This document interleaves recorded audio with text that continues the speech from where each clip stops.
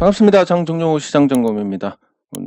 오늘이 아니고 금요일에 코스피 지수는 그나마 선방했습니다. 그냥 제가 주식을 뭐 갖고 있든 안 갖고 있든 또 심리는 비슷한 것 같습니다. 왜냐하면 저랑 또 관계된 분들이 주식 투자를 하시니까.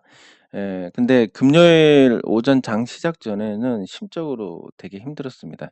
과거에 제가 심적으로 힘들 때 거의 대부분 이제 이런 바닥이었는데 어제가 조금 그런 날이 아니었나.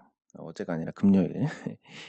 싶고, 그러면 이제 도대체 시장이 이렇게 오랫동안 약세 흐름인데 제 기억에는 없지만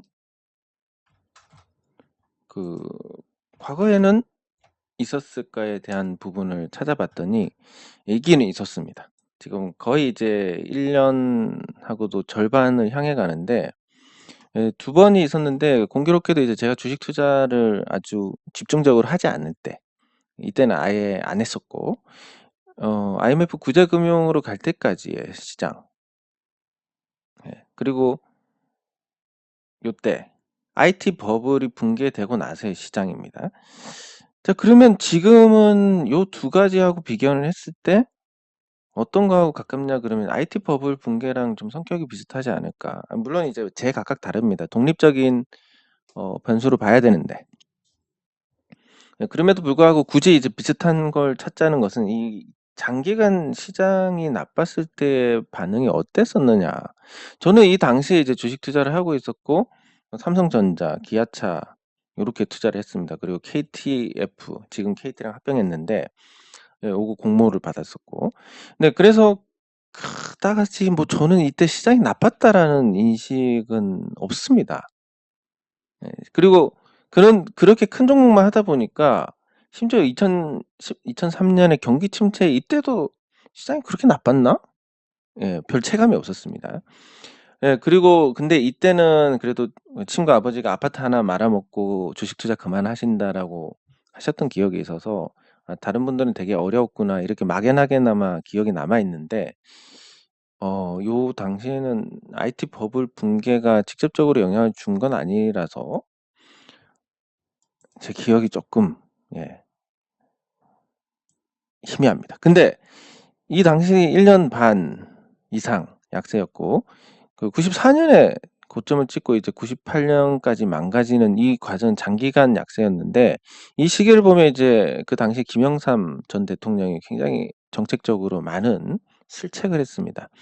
그래서 미숙한 대통령이 저지른 어떤 문제, 그리고 이전에 이제 구조적인 문제, 이 산업화 시대하고 이제 중국이 개방한 이후의 한국의 역할, 요 달라지는 과정에서 정말 최악의 대응을 했다라고 보는데, 이런 어떤 특수한 경우를 제외하면 지금은 IT 버블 붕괴하고 그리고 가상화폐의 어떤 열풍 이후에 시장 상태를 볼 수 있으니까 비슷한 구조가 되지 않을까라고 생각이 됩니다. 그럼 한동안 시장은 큰 반등은 어려울 것 같고, 요 배경이 이제 뭐 내년에 이제 물가 상승률이 3 월부터 3%대로 떨어질 겁니다.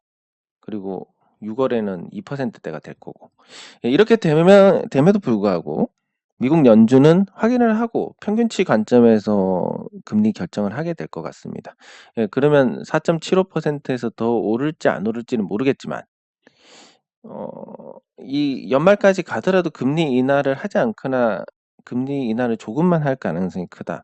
그러면 이제 금융시장의 어떤 불안이 진정되는 데까지 시간이 많이 걸리고 주식시장이 선제적으로 움직일 가능성은 크지 않다라고 봐야 될 것 같습니다. 그래서 뭐 6개월, 그리고 넉넉하게 그냥 1년 정도는 제자리 걸음이다. 물론 내렸던 작년에 비해서는 나을 거지만 그래도 지루한 상태가 이어질 것이고 기대할 부분이 크지 않다. 그러면 지금 상태는 이제 거품이 죽는 과정이니까 거의 아마 부동산하고 똑같이 움직일 겁니다. 부동산 같은 경우는 그래도 5억 이하 아파트는 건재하고, 서울은 10억 이하 정도는 또 잘 버티는 것 같은데, 이것도 이제 그 강남이라든지 이런 좀 특수한 지역을 제외하면 대체로 다 이제 거품이 걷히고 있는 상태입니다. 사실 어떻게 표현하자면 정확히 표현하자면 호가가 올랐다가 내려갔다. 요런 표현이 맞을 건데, 그래도 이제 5억 이하의 아파트들은 저점은 높여가고 있는 상태입니다. 이때 저점보다는 지금 저점이 높은 상태. 예, 이건 이제 물가 상승을 반영을 하고 있는 거고, 여기는 이제 고가 아파트들은 거품이 빠지고 있는 거고, 요런 상태인데, 주식 시장도 굉장히 비슷하게 흘러갑니다. 시총이 낮은 종목들은 잘 버티고 있습니다. 500억 이하인 종목들, 그리고 뭐 1000억 이하인 종목들.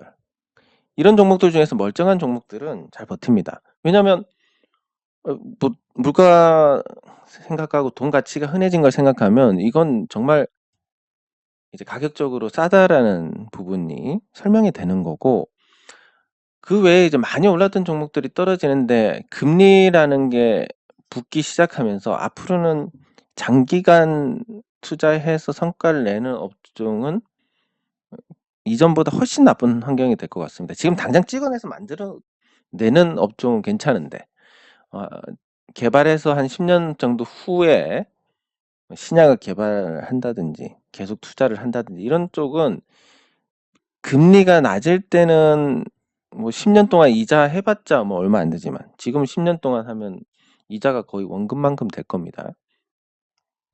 그럼 그 짓을 누가 하느냐? 예, 좀 힘들지 않을까 싶고, 예, 그래서 업종 전체도 이 주택하고 마찬가지로 양극화 현상이 벌어질 거다. 밑에서는 물가 상승 때문에 받쳐서 올라가는데 위에서는 거품이 빠지면서 내려온다. 즉, 이 벌어진 게 좁아지는 과정, 예, 요런 과정을 거치고 여기서 이제 방향을 잡지 않을까. 물론 이제 그 주식시장의 방향은 항상, 예, 트리핀 딜레마를 감안했을 때 우상향이었습니다. 그래서 좋아질 거라고 보지만 시간은 적어도 6개월, 많으면 1년 정도 필요하지 않을까 싶고, 연준의 태도가 전향적으로 달라질 수 있느냐? 물가가 마이너스가 되지 않는 이상은 좀 힘들지 않을까 싶습니다. 예, 그래서 내년 상반기 적어도 6개월은 예, 재미없다고 생각을 하시는 게 좋을 것 같습니다. 네, 그리고 댓글 확인하도록 하겠습니다. 예, 감사합니다. 예, 잘 극복해서 좋은 기회를 만들 거라고 봅니다. 저는 생각이 1년만 잘 버티면 우리가 다시 아주 좋은 기회를 얻게 될 거라고 보는데, 그 1년을 버티는 건 다른 게 아닙니다. 저 각자, 예, 각자 거기에 맞춰서 시간을 잘 보내는 거, 예, 그게 제일 좋습니다. 예, 감사합니다. 네, 감사합니다. 예, 혼자는 못 가는 길입니다. 예, 감사합니다. 예, 감사합니다. 근데 뭐 지금까지 시간 보낸 것보다는 남은 시간이 훨씬 적기는 합니다. 짧으면 6개월, 길면 1년이니까. 예, 산타랠리도 없고, 뭐 1월 효과도 없을 거고, 그래도 뭐 계속 내렸던 올해하고 비교하면 내년은 그래도 이럴 거니까 이것보다는 훨씬 덜 고통스러운데 이제 짜증이 좀 날 것 같은, 예, 상황은 만들어질 것 같습니다. 이거는 이제 저도 봤는데 제 발음이 정확하지 않아 가지고 끝을 흐려버리니까 조금 문제가 있는 것 같습니다. 좀 의식은 하고 있는데 제 머리가 나빠 가지고 발음을 의식하면 뇌 정지가 와 가지고 무슨 얘기를 해야 될지 모르는 상황이 되니까, 이게 뭐 다른 마이크를 한번 찾아보도록 하겠습니다. 네, 감사합니다. 예, 감사합니다.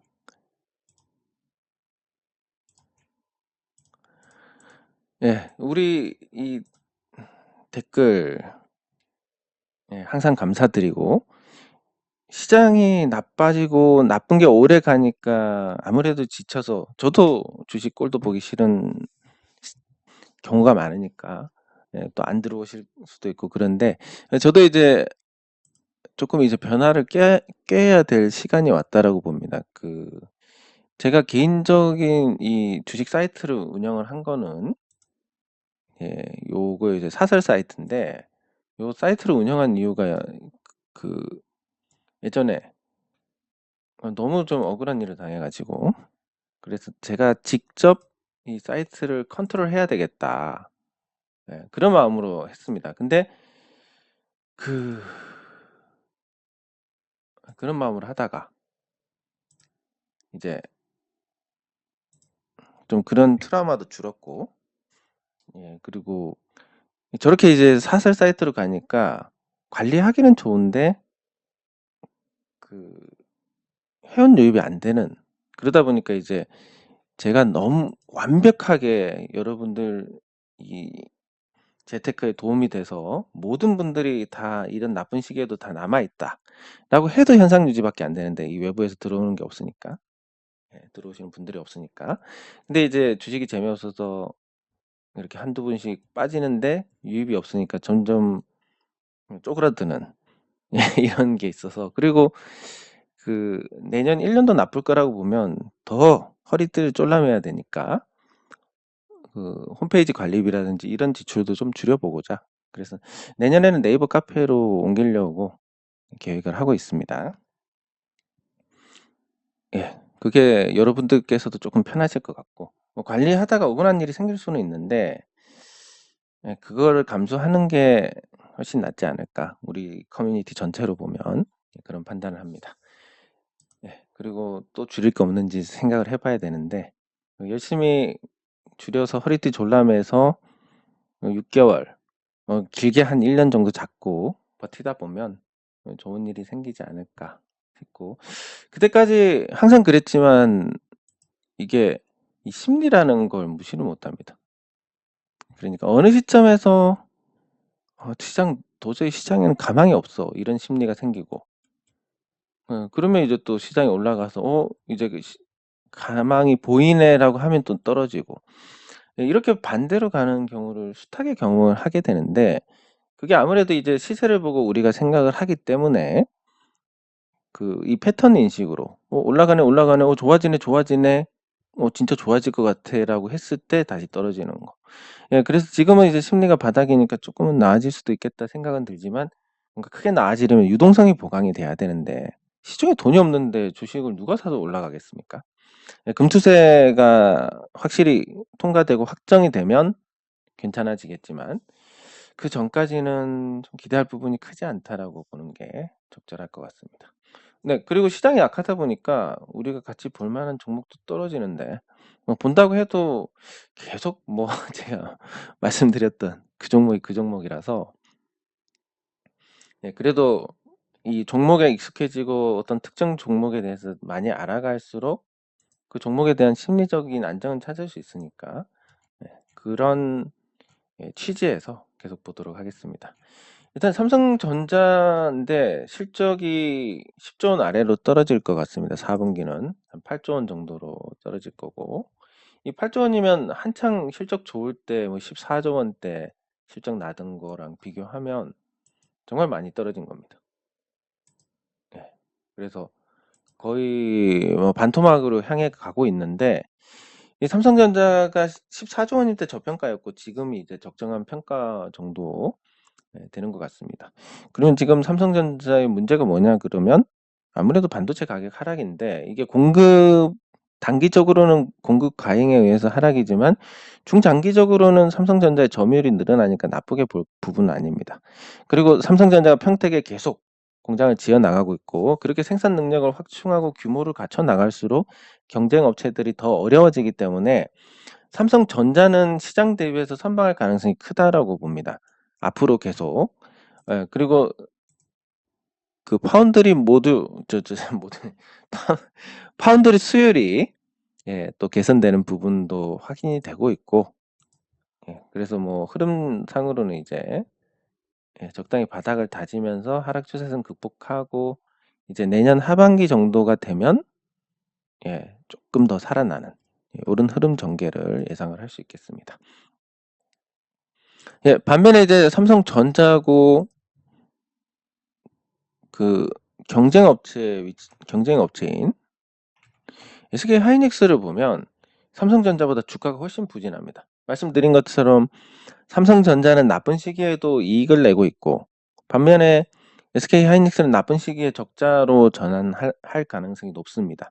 그리고 지금 신저가를 기록했는데, 삼성전자는 점유율이 늘어나고 그래도 손실은 안 보는 반면에, 예, 가격이 떨어지면서 마이크론이나 SK하이닉스는 손실을 볼 가능성이 커졌고 또 그렇다고 대규모 투자로 삼성전자하고 맞짱을 뜨기에는 또 체력이 부족하다. 그러면 삼성전자가 생산을 늘리는 동안 SK하이닉스나 마이크론은 투자를 줄일 거고 그럼 삼성전자의 이 D램과 낸드 점유율이 더 높아질 거다. 예, 그렇게 되면 단기적으로 악재일 뿐만이 아니라 중장기적으로도 SK하이닉스에는 악재가 됩니다. 예, 그렇기 때문에 투자 관점에서 계속 주가가 밀릴 가능성이 크다. 예, 이렇게 보시는 게 맞을 것 같고 다만 이제 지금은 매물대 지지가 되고 있고 오르기 전 가격이니까 어느 정도 여기서 8만 원 정도에서는 버텨줄 것 같은데 그게 깨지고 나면 이제 5만 원대까지 열려 있으니까 이게 뭐 차트로 5만 원이 열려 있다가 아니라 SK하이닉스가 적자를 보고 그리고 흐름 자체가 이 추세가 무너지는 상태가 이어진다라고 하면 거기까지 열렸다는 거니까 당장은 여기서 어느 정도 지지는 보여줄 거다. 앞으로 점유율이 깎이고 이익 격차가 벌어지고 그런 상태가 됐을 때 SK하이닉스에 대한 평가가 어떻게 되는 게 적절할까를 보면 아무래도 다소 나빠지지 않을까 하는 생각입니다. 네, 그리고 현대차가 이제 그 기아차하고 모듈을 공유를 하고 그 모듈화를 해서 부품을 단순화하고 또 그 모듈을 공유를 하고 이러면서 이제 비용 절감을 해서 더 나아진 성과를 내는 건 분명합니다. 근데 그러다 보니까 한번 이제 리콜이 터지게 되면 리콜 한번 터지면 보통 200만 대는 기본입니다. 그래서 현대차, 기아차는 그런 부분에서 지금 사상 최대 실적을 내고 있음에도 불구하고 주가가 상승하지 못하고 있고 현대모비스는 거기에서 조금 떨어져 있는 입장임에도 불구하고 또 재미없는 흐름을 전개를 하고 있습니다. 다만 이제 현대모비스는 20만 원에서의 그 하반 경직성은 계속 보여주고 있으니까 지금 상태에서 추가 하락의 가능성 크지 않을 거다. 뭐 이 정도에서 위안을 삼으시면 좋을 것 같고 근데 현대차, 기아차는 그런 리스크가 있지만 현대글로비스는 열심히 운반만 하면 되니까 좋은 평가를 받고 있고 실적 수준도 계속 올라가고 있습니다. 매출이 2, 3년 전에는 16조 원대였고 그리고 올해는 27조 원이고 많이 늘었습니다. 매출이 는 거에 따라서 이익은 3배 정도 늘었습니다. 즉 고정비가 똑같으니까 고정비가 거의 비슷하니까 매출이 늘면 이익이 폭증하는 구조가 되는 그래서 영업이익률이 4%에서 6%대로 올라왔는데 앞으로도 계속 물량이 늘어날 거니까 영업이익률이 더 높아지고 매출도 높아지고 그런 상태가 될 것이다. 그리고 현대글로비스는 이제 과거에는 대표적인 그 오너 일가에서 지분을 많이 갖고 있어서 지배구조 개편에서 요긴하게 쓰여질 것이다. 그렇기 때문에 이제 거품이 낀 고평가 종목에서 33만 원대 올라갔을 때 요 고평가 종목에서 현재는 현대글로비스의 적정 주가가 거의 한 20만 원 정도 봐야 될 것 같습니다. 실적만 보면 뭐 훨씬 더 이상이고 실적만 보면 한 30만 원 봐야 되고 자산 가치로는 20만 원 정도. 네, 그러니까 이제 저평가 상태가 됐다. 굉장히 특이한 경우인데 이제 고평가 받은 종목이 발군의 실적 개선으로 저평가가 됐다. 그리고 앞으로 지배구조 개편에서 역할은 충분히 계속 유효하다라는 점에서 보면 현대차 그룹 중에서 현대차 증권 그리고 현대글로비스 이 두 종목이 가장 유망하지 않나 싶습니다. 그리고 현대제철. 현대제철이 바닥을 다져가고 있습니다. 이 월봉인데 아직까지 시간이 좀 필요한 흐름이긴 하지만 저가에서 어느 정도 하방 경직성을 보여줬고 그 하방 경직성을 보여주는 자리가 한 31,000원 정도입니다. 그럼 지금은 이제 거기서 멀지 않기 때문에 뭐 긴 안목으로 뭐 사도 괜찮지 않을까라고 보는데 현대제철 같은 경우는 굉장히 좋은 그런 어떤 이익 구조를 갖고 있고 자원 순환형으로 이 수직 계열화가 되어 있다는 점 그리고 기아차가 최대 주주로 있고 안정적인 이제 지분을 보유를 하고 있는 상태에서 적정 주가가 거의 이제 순자산이 20조 원에 달하는데 시가총액이 4조 원밖에 안 된다. 현대차 증권과 현대제철 이 두 종목은 아주 심각한 저평가 상태입니다. 예, 그렇다고 뭐 적자가 나는 것도 아니고. 현대제철이 이렇게까지 외면받을 수 있느냐라고 보면 당장 치고 올라갈 만한 그런 흐름은 아니지만 여기서 충분히 에너지를 모으고 그리고 이제 추세를 틀어가는 요런 흐름은 예상을 해볼 수가 있습니다. 즉 시간이 많이 걸린다는 점, 그리고 그렇긴 해도 편하게 보유하는 데는 문제가 없다라는 점, 그리고 현대제철이 뭐 지배 구조나 이런 부분에서 또 역할이 생길 수 있고, 포스코가 정부 개입으로 인해서 마음대로 할 수 없는 포스코와 비슷한 이 밸류를 형성하는 것도 너무 과하게 부정적인 영향을 받는 거 아니냐. 예, 이렇게 이제 정리를 해볼 수가 있겠습니다. 네, 그리고 예, 캐스텍 코리아. 예, 캐스텍 코리아는 요 3분기에 또 실적이 많이 개선이 됐습니다. 또 열심히 물어보고 있는데 캐스텍 코리아의 전망이 어떻냐. 올해는 적자인데 적자폭이 그래도 많이 줄었습니다. 적자가 많이 줄고, 그게 2020년에 92억 적자고 2021년에 176억 적자고, 올해는 이 추이대로 가면 57억에 한 60억대 적자가 될 것 같습니다. 근데 순이익으로만 보면 51억에서 14억을 빼야 되니까 37억 37억 적자로 183억, 153억 적자에 비해서 많이 줄고, 내년에는 이제 거의 똔똔이 되지 않을까 예상을 해볼 수가 있겠습니다. 예, 그런 추이로 가는 배경은 아무래도 본업에서 이익을 못 내고 있는 상황인데, 그래도 요 효율화, 공장을 하나만 돌리는 쪽으로 이제 효율화 작업을 하고 있어서 비용 구조가 다소 개선이 될 것이고, 그리고 수출도 하고 뭐 다양하게 하고 있는데, 그 과정에서 단가가 경쟁 때문에 단가가 너무 낮다는 부분이 좀 문제가 되는데, 예, 그게 조금은 이제 또 그 환율이 안정되고 이러면서 조금은 또 개선 요인이 생기지 않을까 싶습니다.